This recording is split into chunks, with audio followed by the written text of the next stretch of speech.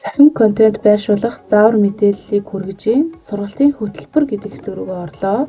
Хайлт гэдэг хэсэг дээр ангиараа шүүгээд харнаа. За тэнгуут нь жилийнхэн төлөвлөлт гараад ирнэ. За энэчнээс яг энэ одоо цахимаар хичээлж явах үедээ аль нэгэн цахимаар орох юм бэ гэдгийг нэгдүгürt сонгож өгнө.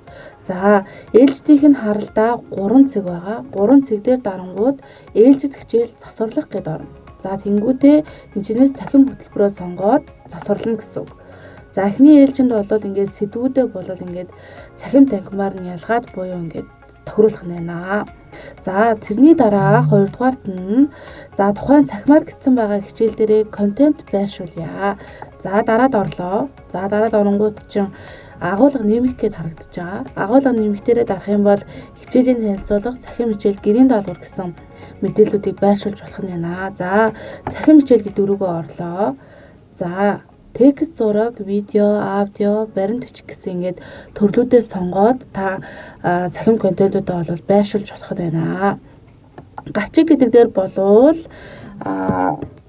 гачгаа бичээд за тухайн сэдвтэй холбоотой ямар одоо энэ контентууд байгаа гэдгийг ингээд нэрийн тодорхой хүүхдүүд харахад ойлгомжтой байдлаар бичих нь байна гэсэн үг. За доод талд нь текст гэдэг хэсэг дээр бол богино хэмжээний текст бичээд нэмэх гэдэг товчлуур дараад нэмжиж болно гэсэн үг. За доод талд нь бол зураг орох. За ингээд компьютер дээрээсээ өөрийнхөө бэлдсэн зургийг оруулаад байж болно. За эсвэл тухайн зургийнхаа уурдлыг ашиглаад оруулсан ч болно гэсэн үг. За ингээ хоёр оруулах боломжтой байх нь байна. Үзэг гэдэг товчлуур дээр дарахаар таны оруулсан контентуудыг та өөрөө хараад үзэж болно гэсэн үг. За дараа нь видео гэдэг хэсэг дээр болвол хоёр төрлийн оруулах боломжтой. Нэг нь болохоор апплод хийх, нэг нь бол уурлыг ашиглах. Гэхдээ апплод хийх юм бол мэдээж их хэмжээний видео оруулж байгаа тохиолдолд уншаад удах тохиолдлууд гарч ирэх учраас аль болох та хэд маань уурлыг ашиглаж оруулаарай гэсэн үг. Дарлаа. За тэнгууд ингээ нэмэгдээд орно гэсэн үг шүү. За дараагийнх нь болохоор аудио. За энэ дээр бол дандаа сонсох хичээлүүд бол ороод явчихна гэсэн үг. Бүх шаардлагатай байгаа бол За ялгаагүй уурлаараа ашиглаж болно. Choose file буюу одоо ингээд сонголтоороо болоод оруулаад ирэх бас боломжтой байгаа гэсэн үг. За гарчиг нь мэдээж явж байгаа. Энэ гарчгийг бол өөрчилж болно. Контент болгон дээрээ өөр гарчигтай бол байж болно.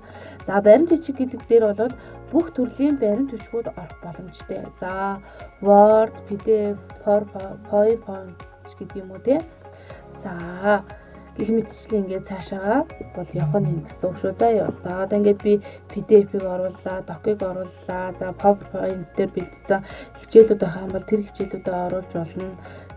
За Excel дээр бэлдсэн хичээл байгаа бол Excel дээр бэлдсэн хичээлүүдээ оруулж болно гэх мэтчлэн явнаа гэсэн үг шүү.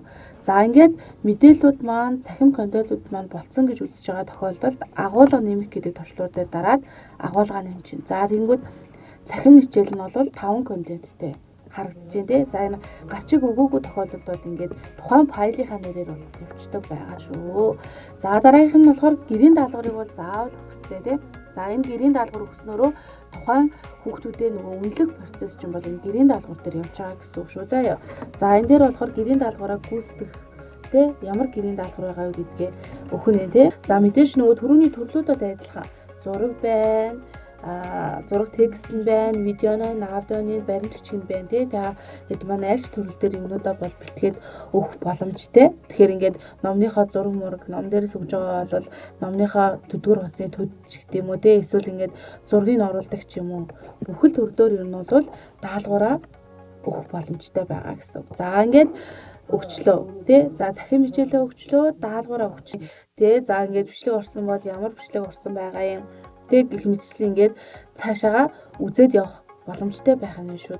Сургалтын хөтөлбөр гэдэг рүүгээ очие гэсэн үг. За одоо ингээд хэдүүлийнх нь контент болцсон юм чи одоо энэ болцсон контенттой хичээлээ анги дээрээ тавьж өгье гэсэн үг. За тэгэхээр миний сонгож авсан сэдвээр агуулга буюу 2 агуулга орсон. Цахим хичээл болон гэрийн даалгавар. За одоо дотроо бол 6 контенттэй байх нь За одоо энийг ангидаа өгье. За тэнгүүд нөгөө 3 цаг дээрээ дарангууд ангид өгөх гэж байгаа. Энийг дараад болго. Тэнгүүд таны орж байгаа 6 одоо ингээд 4 анги байна уу 5 анги байна уу бүх ангиуд чинь яг энэ хичээл яг ижилхэн цагт ерөнхийдөө бол очиж байгаа гэсэн. За очихдоо болвол хугацаа нь бол яаж тэдний хооронд өгч байгаа вэ гэдэг хугацаагаа сонгож өгөөд хадгалах туршлууд орчихно. За ингэхээр нөгөө бусад ангиуд чинь бүгдээрэн дээр нь яханы очиж байгаа гэсэн. За ингээд 7 дугаар анги руу ороод харъя. Тэнгүүд ингээд хатуу биеийн хитийг тодорхойлох гэдэг ингээд бидний сэдвүүд бол орчилсон цахим хөтөлбөр гэдэг рүүгээ ороод та хэд маань харчна гэсэн үг шүү. За ингээд анги болгон дээр болол очсон байгаа. За би анги болгон дээр 1 2 анги дээр ингээд жишээ харуулчих.